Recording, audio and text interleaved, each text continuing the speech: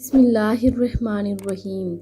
زینب T V کی طرف سے میں آپ لوگوں کے ساتھ رسول کریم صلی اللہ علیہ وآلہ وسلم کا بہت ہی پیارا فرمان شیئر کرنے جا رہی ہوں کہ برے سلوک کا حسن سلوک سے جواب دینا۔ ایک شخص نے کہا، یا رسول اللہ صلی اللہ علیہ وآلہ وسلم، میرے بعض رشتہ دار ایسے ہیں کہ میں ان سے تعلق جوڑتا ہوں لیکن وہ مجھ سے تعلق توڑتے ہیں۔ میں ان کے ساتھ نیکی کرتا ہوں لیکن وہ میرے ساتھ برائی کرتے ہیں۔ میں ان کے ساتھ تحمل و بردباری کے ساتھ پیش آتا ہوں لیکن وہ میرے ساتھ جہالت امیز سلوک کرتے ہیں۔